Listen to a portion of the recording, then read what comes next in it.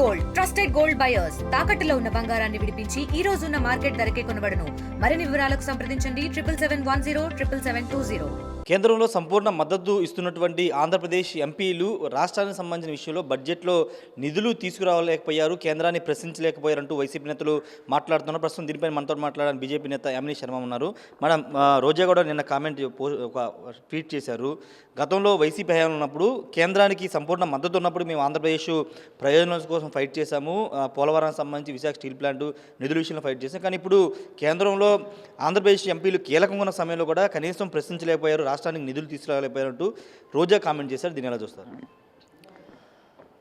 దొంగే దొంగ అన్నట్టుగా ఉంది ఇప్పుడు రోజా గారు మాట్లాడినా లేదంటే ఇతర వైసీపీ నాయకులు మాట్లాడుతున్నాయి. చాలా హాస్యాస్పదంగా ఉంది. ఎందుకంటే గడిచిన 5 సంవత్సరాల్లో కూడా కేంద్ర ప్రభుత్వం పోలవరానికి పెద్ద ఎత్తున నిధులు ఇచ్చింది, కానీ పోలవరం ఇంచు కూడా కట్టనటువంటి ఘనత ఈ వైసీపీ వాళ్ళకి. అసలు రోజా గారి గురించి చెప్పాలంటే అటు తిరుమల లడ్డు దగ్గర నుంచి స్వామివారి దర్శనాల దగ్గర నుంచి ఆవిడ చేసినటువంటి మంత్రిత్వ శాఖ వరకు కూడా ప్రతి ఒక్కటి కూడా ఆవిడ దోచుకొని అంత అవినీతి చేసి అసలు ఏమాత్రము కేంద్రం అంతెందుకు కేంద్ర ప్రభుత్వం వైసీపీ పాలనలో కూడా కేంద్ర ప్రభుత్వ జాతీయ సంస్థలు పెట్టడానికి లేదంటే కేంద్ర ప్రభుత్వ వాటా కింద రోడ్ల నిర్మాణానికి రైల్వే లైన్ల నిర్మాణానికి కేంద్ర వాటా ఇచ్చిన తర్వాత కూడా రాష్ట్రము వారొక గజం భూమి ఇచ్చింది లేదు, రాష్ట్ర వాటా ₹1 విధిల్చింది లేదు. అలా కాకుండా ఇన్నేళ్ళు కేంద్ర ప్రాజెక్టులు లేట్ అవ్వడానికి కారణం ఇదే వైసీపీ కాదా? అంగన్వాడీలు ఇచ్చేటటువంటి గుడ్డు దగ్గర నుంచి జల్ జీవన్ ఇంటింటికి నీరు వెళ్ళే జల్ జీవన్ మిషన్ వరకు పంచాయతీలకు వెళ్ళేటటువంటి ఆఖరి సర్పంచ్ నిధుల వరకు కూడా దారి మళ్లించుకుంది ఇదే వైసీపీ కాదా? ఈ రోజున భారతీయ జనతా పార్టీ ఎన్డీఏ ప్రభుత్వము 90% పైగా విభజన చట్టానికి సంబంధించినటువంటి హామీలు నెరవేర్చామని మేము గర్వంగా చెప్తున్నాము. కాదనేటటువంటి పాయింట్ ఇదే రోజా గారిని రమ్మనండి, ఇదే వైసీపీ నాయకులను మాతో డిబేట్కి రమ్మని చెప్పండి. ఏ పాయింట్లో మేము ఎన్నెన్ని కోట్లు ఇచ్చాము, ఏ పాయింట్ మేము పూర్తి చేశాము అని ఊరికి అనాలి. కాబట్టి ఎలాగూ ప్రజలు వాళ్ళని పట్టించుకోవట్లేదు కాబట్టి ఏదో ఒక రకంగా అనాలి అని అనడం తప్పితే వాళ్ళకి తెలుసు వాళ్ళన్నీ అనేవన్నీ అబద్ధాలు. ఈ రోజున వైసీపీ అనే మాటలు నమ్మే పరిస్థితుల్లో రాష్ట్ర ప్రజానీకం లేదు. పోలవరానికి సంబంధించి మొదటి దశ ఏదైతే 30,154 కోట్ల చిల్లర ఏదైతే ఉందో వాటన్నిటి కూడా గతంలో 18,000 కోట్లకి పైగా ఇవ్వడం జరిగింది.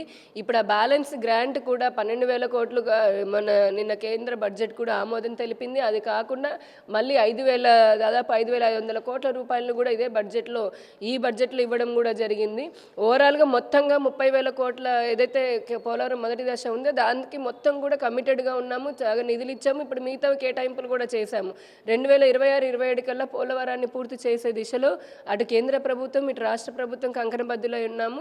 రెండోది అమరావతి రాజధాని కూడా మీరు చూడండి, అమరావతి బ్రహ్మరావతి అని చెప్పి అన్నటువంటి వైసీపీ మాట్లాడుతున్నారు. ఈ రోజున 3 ముక్కల్లాగా 3 రాజధానులు చేసి అటు విశాఖని దోచుకొని కొల్లగొట్టినటువంటి వారే ఈ రోజున రాజధాని గురించి మేము కేంద్ర ప్రభుత్వం రాజధానికి ఇచ్చిన నిధుల గురించి మాట్లాడుతున్నారా మీరు?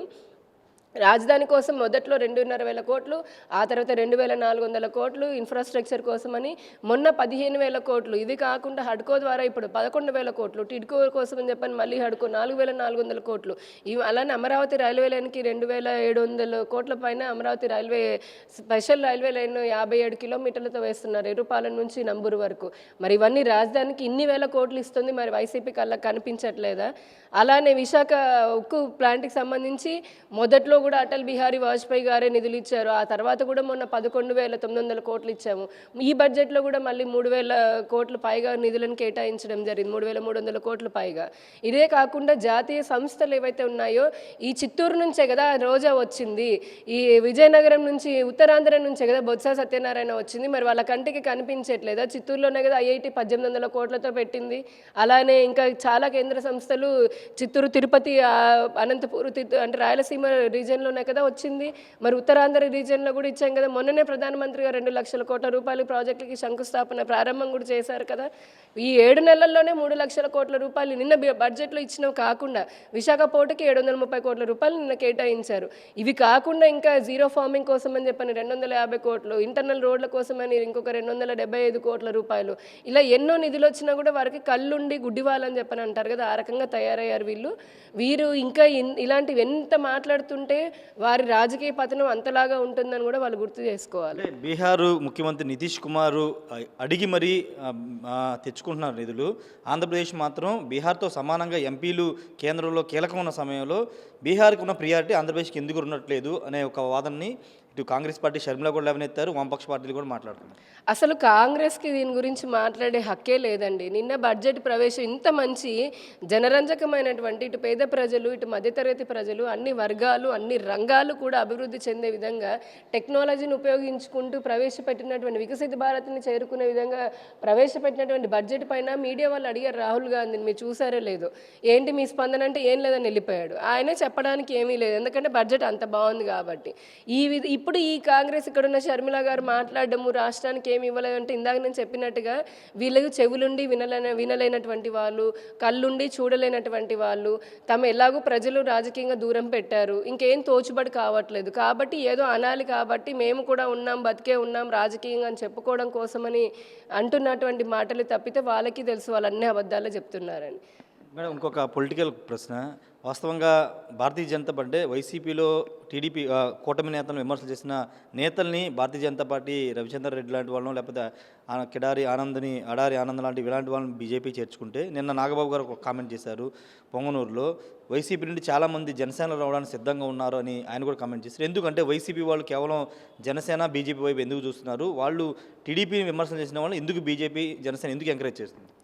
రాజకీయంగా ఎన్నికలు జరిగిన తర్వాత, ప్రభుత్వాలు ఏర్పాటు అయిన తర్వాత, ఇప్పుడే కాదండి 2014 చూడండి, అప్పుడు కూడా వైసీపీలోంచి టీడీపీకి వచ్చిన వాళ్ళని కూడా మంత్రులను చేశారు, ఆ తర్వాత కూడా వచ్చారు. అంటే ఇక్కడ రాజకీయాల్లోకి ఇప్పుడు ప్రతి విమర్శలు రాజకీయంగా చేస్తూ ఉంటారు, కానీ అంతకు మించినటువంటి స్థాయి వ్యక్తులు ఇక మరీ వీళ్ళని మన పార్టీలో చేర్చుకుంటే పార్టీ ఇబ్బంది పడుతుంది అని అనుకున్న వాళ్ళ గురించి ఇప్పుడు కొంత 3 పార్టీల మధ్య చర్చ జరుగుతుంది. కానీ వేరే విధంగా చూస్తే కనుక ఇప్పుడు రాజకీయాలు అంటేనే అంత దాదాపుగా ఏ పార్టీ అధికారంలో ఉంటే ఆ పార్టీలోకి వెళ్ళే వాళ్ళు కొంతమంది ఉంటారు. రాజకీయంగా కొన్ని సమీకరణాలు ఇంకా బలం పెంచుకోవాలని కూడా పార్టీలు చేర్చుకుంటూ కూడా ఉంటాయి. వచ్చేవారికి కనుక నిజంగా అంత జనబలం ఉండడమో, లేదంటే ఈ పార్టీ యొక్క ఆదర్శాలు వాళ్ళు నిజంగా పాటిస్తారు అని చెప్పని వీళ్ళకి అనిపిస్తేను, ఇక్కడ బీజేపీలోకే వస్తున్నారు, జనసేనలోకే వస్తున్నారు అని కాదు, టీడీపీ కూడా మన కొంతమంది చేర్చుకుంది. కాకపోతే అదే చెప్తున్నాను, ఎవరినైనా చేర్చుకోవచ్చు, అది అంతర్గతంగా ఆ పార్టీ నిర్ణయం తీసుకుంటే సరిపోతుంది. కొంతమంది మరీ ముఖ్యంగా ఇంకా విపరీతమైనటువంటి లెవెల్ దాటిపోయినటువంటి వాళ్ళు ఎవరైనా సరే ఈ పార్టీలోకి రావాలని అంటే 3 పార్టీ నేతలు, అధినేతలు కూడా చర్చించుకుంటూ ఉన్నారు. బీజేపీ జనసేన బలపడడానికి కేవలం వైసీపీ నేతలే ఉన్నారంటే, అవినీతి ఆరోపణలు ఎదుర్కొన్న వాళ్ళు, లేకపోతే అప్పుడు 3 పార్టీలు తిట్టిన వాళ్ళని ఇప్పుడు పార్టీని బలపరచుకోవడానికి ఎందుకు తీసుకుంటున్నారు అనేది కూడా ఒక ప్రశ్న. నేను ఇక్కడ పార్టీని బలపరచుకోవడానికని మాత్రం చెప్పడం లేదు, కానీ రాజకీయాల్లో ఇందాకే చెప్పాను, ప్రతి విమర్శలు అనేది సాధారణంగా జరుగుతూ ఉంటాయి. ఆ జరిగిన తర్వాత ఇప్పుడు రాజకీయ పార్టీలు కూడా రకరకాల కారణాలతోటి తీసుకుంటూ ఉంటారు వాళ్ళని. అంత మాత్రాన ఇప్పుడు ఆ తీసుకునే పార్టీలకి జనబలం లేదు అనో, లేదంటే వాళ్ళు బలహీనంగా ఉండి వీళ్ళని తీసుకుంటున్నారు అన్నది కాదు. ఇప్పుడు చేరికలు అనేవి జరుగుతూ ఉంటాయి, ఎందుకంటే అవతల ఉన్న వ్యక్తి కూడా ప్రజాదరణ. ఇప్పుడు రాజకీయ పార్టీలు అంటే ఏంటి, ఎంత బలం ఉన్నా ఇంకా బలం పెంచుకోవడమే కదా రాజకీయ పార్టీ పని సహజంగా. లేదు ఇందాక చెప్పినట్టుగా అన్నాను, యువతలు మారాలనుకున్న వాళ్ళు ఇక వారు ఉంటున్నటువంటి పార్టీకి, ఇప్పుడు వైసీపీ లాంటి పార్టీ తీసుకోండి, ఆ పార్టీ భూస్థాపితం రాజకీయంగా అయిపోయిందని ప్రజలు నమ్ముతున్నారు, ఆ పార్టీ నాయకులు నమ్ముతున్నారు కాబట్టి రాజీనామాలు చేసి వస్తున్నారు. ఇంకో క్లారిటీ ఇవ్వండి, బీజేపీలో చేరితే కేసులు ఉండవు, జాతీయ పార్టీ ఎలాంటి ఇబ్బందులు ఉండవని ఒక భావనతోనే బీజేపీలో చేరుతున్నారు కామెంట్ చేస్తున్నారు. అడారి ఆనంద్ మీద చాలా అక్కడ ఆరోపణలు ఉన్నాయి, చాలా స్కాములు చేసిన ఆరోపణలు ఉన్నాయి. అలాంటి వ్యక్తిని తీసుకున్న సందర్భంలో బీజేపీకి వెళ్తే ఒక క్లీన్ సర్టిఫికేట్ వస్తుంది, మన అరెస్టులు ఉండవనే ఒక ఉద్దేశంతో వెళ్తున్నారని కామెంట్ చేస్తున్నారు. అది కేవలం ఆరోపణలు, మీరే అంటున్నారు ఆరోపణ మాత్రమే. భారతీయ జనతా పార్టీకి సంబంధించి నేను ఒకటి చెప్తున్నాను, రాజకీయ సమీకరణలతోటో, రాజకీయ అంశాలతోటో, లేదా ఇప్పుడు బీజేపీ అంటే నచ్చను, అధికారంలో ఉంది అను కేంద్రంలో అనుకొని ఒకవేళ వచ్చినా సరే భారతీయ జనతా పార్టీ భావజాలంతో కనుక నడవకపోతే ఎంతటి వాళ్ళైనా సరే ఉండే పరిస్థితి ఉండదు. రెండోది ఏంటంటే, వచ్చిన వారందరూ సచ్చీలులు అయిపోతారు, వాళ్ళపైన కేసులు ఎటువంటి ఉండవన్న సందర్భాలు కూడా లేవు. ఇది అంతా కేవలం ఆరోపణలు మాత్రమే. పార్టీలోకి అలాంటి వారు రావాలని ప్రయత్నాలు మా దాంట్లో కూడా చాలా ఇంకా పెద్ద ఎత్తున చేశారు. రానివ్వని సందర్భాలు కూడా ఉన్నాయి. ఒకవేళ మేము ఆదర్శంతో వచ్చామా అనుకున్న వాళ్ళ పరిస్థితి కూడా అంటే వాళ్ళు ముందు ఆ జాడ్యాన్నంతా వదిలించుకోవాలి. ఇది బీజేపీకి ఉన్నటువంటి స్పెషాలిటీ. వీళ్ళంతా ఇట్లా చేస్తున్నది కేసులు ఉండవు, అరెస్టులు ఉండవు, తప్పించుకోవడం కోసం అనేది కేవలం ఆరోపణ మాత్రమే. షర్మిల విజయసాయిరెడ్డి భేటీని ఎలా చూస్తారు? ఫ్యూచర్లో షర్మిల జగన్ మరోసారి కలవబోతున్నారు. విజయసాయిరెడ్డి అందుకే రాయబారానికి వెళ్ళారు. ఫ్యూచర్లో ఆంధ్రప్రదేశ్లో భారతీయ జనతా పార్టీని లేకుండా చేయాలని వ్యూహంలో ఇద్దరు కలుస్తున్న ఒక చర్చ నడుస్తుంది.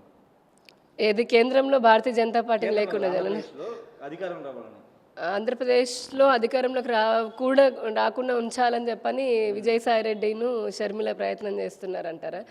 ఏ పార్టీనైనా అధికారంలోకి తీసుకుని వచ్చేది షర్మిలనో, డిసైడ్ చేసేది షర్మిలనో, జగన్మోహన్ రెడ్డో, యామినినో, రాజేషో, విజయసాయిరెడ్డో కాదు. అది ప్రజలు నిర్ణయించాలి. పార్టీలు, ప్రభుత్వము ప్రజలకు చేసేటటువంటి మంచి ఏదైతే ఉందో వారు ఇచ్చినటువంటి హామీలు నిలబెట్టుకునే క్రమంలో వారి జీవితానికి ఉన్న మంచి అభివృద్ధిని లేదా వారు ఉన్నటువంటి రాష్ట్రానికి, దేశానికి అభివృద్ధిని చూపించేటటువంటి పార్టీలనే ప్రజలు ఎన్నుకుంటారు. వీళ్ళెవరు డిసైడ్ చేయడానికి? ఇలాంటి రాజకీయ ప్రాధాన్యత ఉందంటారా?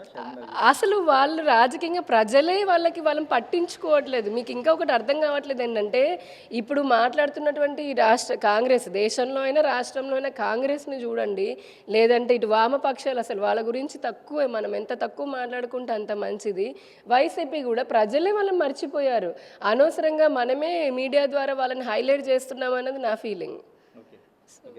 ఖచ్చితంగా వైసీపీ వాళ్ళు బడ్జెట్ విషయంలో కళ్ళుండి చూడలేని వాళ్ళ విధంగా ప్రవర్తిస్తున్నారు. రోజా అటు తిరుపతిలో కానీ లేకపోతే ఉమ్మడి చిత్తూరు జిల్లాలో వచ్చినటువంటి కంపెనీలు కానీ జాతీయ సంస్థలని చూసి మాట్లాడాలి. ఉత్తరాంధ్రలో బొత్స సత్యనారాయణ మొన్ననే ప్రధాని నరేంద్ర మోడీ వచ్చి 3 లక్షల కోట్లకు సంబంధించిన ప్రాజెక్టులు శంకుస్థాపన ఇవన్నీ చూసి కూడా ఈ విధంగా మాట్లాడడం వాళ్ళకే చెల్లిందని చెప్తున్నారు. రాజకీయంగా పొలిటికల్ పార్టీలు అంటే బలపడడానికి సంబంధించినటువంటి విషయంలో ఎక్కడ కూడా పూర్తి స్థాయిలో ఒకవేళ భారీ అవినీతి లేకపోతే పెద్ద ఎత్తున విమర్శలు ఉన్న వాళ్ళని 3 పార్టీ కలిసి మాట్లాడుకున్న తర్వాతే జాయినింగ్స్ ఉంటే ఖచ్చితంగా పార్టీలు అన్నాక బలపడాల్సి ఉంటుంది.